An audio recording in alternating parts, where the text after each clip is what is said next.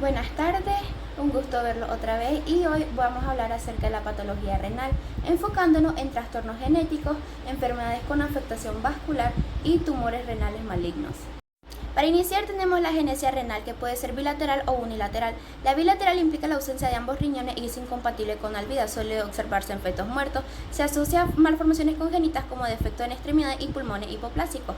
Y la unilateral es rara, pero sí puede ser compatible siempre que no haya otra anomalía.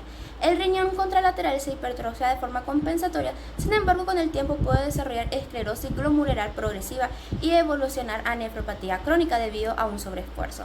También tenemos la hipoplasia renal, que consiste en el desarrollo incompleto del riñón que no alcanza su tamaño normal.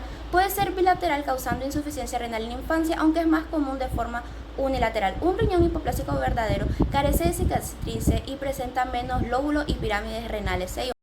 Tenemos los riñones ectópicos. Se desarrollan en ubicaciones anormales, generalmente en niveles más bajos, situándose sobre el borde pélvico o dentro de la pelvis. Su tamaño suele ser normal o ligeramente reducido. Debido a su posición anómala, este puede doblar o torcer los uréteres, provocando obstrucción parcial del flujo urinario y predisposición a infecciones bacterianas. También tenemos los riñones en herradura, que resultan de la fusión de los polos superiores o inferiores de ambos riñones, formando una estructura continua en forma de herradura que cruza la línea media por delante de los grandes vasos. Esta anomalía es frecuente. En el 90% de los casos, la fusión ocurre en los polos inferiores. La hidronefrosis es la dilatación de la pelvis y los cálices renal acompañada de atrofia progresiva del parénquima renal, causada por la obstrucción del flujo urinario en cualquier punto del tracto urinario. Su morfología se basa en obstrucción aguda y completa y dilatación de pelvis, cálices y posible atrofia del parénquima. En obstrucción crónica o parcial, el riñón puede aumentar de tamaño mostrando inflamación intersticial y fibrosis difusa, atrofia tubular cortical, amputación y dilatación de las pirámides. En fase avanzada, el riñón puede transformarse en una estructura quística gigante de 15 a 20 centímetros con el adelgazamiento cortical extremo. Sus características clínicas: obstrucción aguda que causa dolor intenso, obstrucción unilateral que puede ser asintomática por compensación del riñón contralateral y se detecta de forma incidental, la obstrucción bilateral parcial que causa poliuria, nicturia, acidosis tubular distal, la obstrucción bilateral completa que produce oliguria o anuria y es incompatible con la vida si no se corrige, y tras aliviar una obstrucción completa puede aparecer una diuresis post-obstructiva, que es masiva con eliminación abundante de orina rica en sodio y cloruro. La urolitiasis, que es la presencia de cálculos, es una causa frecuente de hidronefrosis, ya que los cálculos pueden obstruir los uréteres y provocar cólico renal agudo. Si la obstrucción es persistente, conduce a una dilatación retrógrada, presión elevada en el sistema colector y finalmente atrofia renal progresiva. La litiasis renal es la formación de cálculos en el sistema colector del riñón, principalmente en los cálices o la pelvis renal. Los cálculos renales más comunes son los de oxalato de calcio duros y marrones, que se forman en orina ácida y neutra y se asocian a hipercalciuria o hiperoxaluria. Los de fosfato de calcio aparecen en orina alcalina y se relacionan con acidosis tubular renal, y los de ostruvita surgen en orina alcalina infectada por bacterias productoras de ureasa como Proteus y suelen ser grandes con forma de asta de ciervo. Tenemos también los de ácido úrico, que son amarillentos y lisos y se forman en orina ácida y se asocian con agota o aumento de recambio celular. Y por último tenemos los de cistina, que son amarillos y cerosos y se deben a cistinuria, un trastorno hereditario del transporte tubular renal. Morfológicamente, los cálculos renales varían en tamaño, forma y color. Según su composición, pueden ser pequeños o grandes, con superficies lisas o rugosas, y clínicamente producen cólico renal, un dolor intenso en el flanco que puede irradiar hacia la ingle, acompañado de hematuria, disuria, náusea e infecciones urinarias. Tenemos la nefroesclerosis benigna. Es una enfermedad renal asociada a la esclerosis de arteriolas y pequeñas arterias renales, lo que produce isquemia focal y daño progresivo del parénquima renal. En su patogenia intervienen dos procesos principales: el engrosamiento de la media e íntima de las arterias por cambio hemodinámico, envejecimiento o factores genéticos, y el depósito hialino en las arteriolas debido a la filtración de proteínas plasmáticas y al aumento matriz de la membrana basal. Su morfología son riñones de tamaño normal o ligeramente reducido, una superficie cortical y granular y rugosa, estrechamiento vascular por engrosamiento e hialinización de las paredes, atrofia isquemia parchada con fibrosis intersticial, pérdida tubular y glomeruloesclerosis, y una lesión vascular típica que causa una hiperplasia fibroelástica y duplicación de la lámina elástica.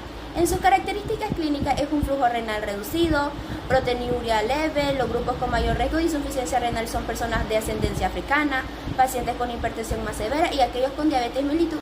Tenemos también la nefroesclerosis maligna, que es la lesión renal causada por hipertensión maligna o acelerada, una forma grave y de rápida progresión de hipertensión arterial.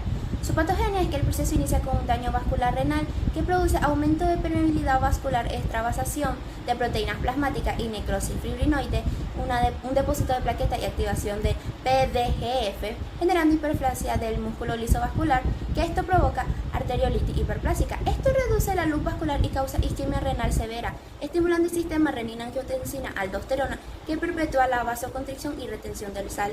Esto forma un ciclo vicioso de hipertensión e isquemia. El carcinoma renal de células claras es el tipo más común de cáncer de riñón, representando alrededor del 80% de los tumores malignos renales.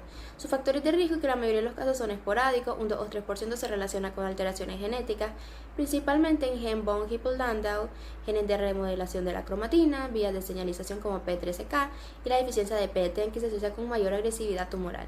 Puede aparecer raramente en síndromes hereditarios como esclerosis tuberosa, aunque en estas predominan la angiomiolipoma y síndrome de Boerhaave-Dove. Tenemos la morfología, que presenta patrón de crecimiento variable, sólido, clavicular o tubular, y las células tumorales son redondeadas o poligonales con citoplasma claro o granular por el contenido de glucógeno y lípidos. El tumor muestra una vasculatura delicada y ramificada con áreas sólidas y quísticas, y la mayoría son bien diferenciados, aunque algunos exhiben atipia nuclear, pleomorfismo y células gigantes. Sus características clínicas se basan en una triada clásica que solo en el 10% de los casos aparece, que es el dolor costovertebral, la masa palpable y hematuria, que es el signo más confiable, generalmente intermitente y microscópica. El tumor suele ser asintomático hasta alcanzar gran tamaño y puede acompañarse de síntomas constitucionales como es la fiebre, malestar, debilidad y la pérdida de peso. Tenemos el carcinoma urotelial de la pelvis renal, que son tumores malignos originados en el urotelio y la pelvis renal con las mismas características morfológicas y moleculares que los carcinomas uroteliales de vejiga. Estos representan aproximadamente del 5 a 10% de los tumores renales primarios. En sus factores de riesgo tenemos la nefropatía endémica, los Balcanes, que es una exposición crónica a toxinas naturales, el tabaquismo, que incrementa el riesgo por exposición a carcinógenos excretados por la orina, la exposición ocupacional a aminas aromáticas, que esto en la industria, la edad avanzada y sexo masculino en hombres mayores de 50 años, una historia previa de carcinoma urotelial y tratamiento con ciclofosfamida. Su morfología, macroscópicamente, que se localiza en el urotelio de la pelvis renal, pueden ser papilares o planos, de aspecto pequeño y friable, tienden a fragmentarse fácilmente, lo que favorece la hematuria, y en ocasiones obstruye la pelvis renal o el uréter, causando hidronefrosis. Estos pueden ser múltiples, afectando simultáneamente la pelvis, la uréter y la vejiga. Microscópicamente son idénticos a los carcinomas uroteliales de vejiga, compuestos por células transicionales, varían desde papiloma benigno hasta carcinomas invasivos de alto grado. Se puede observar carcinoma in situ en urotelio adyacente aparentemente normal, atipia epitelial multifocal, infiltración de la pared de pelvis y cálice incluso en tumores pequeños, y sus características clínicas: hematuria macroscópica indolora, que es el síntoma más frecuente y temprano, dolor en flanco o sensación de masa palpable si hay una obstrucción. Tenemos coágulos en orina o signos de obstrucción urinaria. Tienen un inicio clínico rápido debido a la localización intrapélvica y la facilidad con el que el tumor sangra, y el 50% de los casos coexiste o tiene un antecedente de un carcinoma urotelial vesical.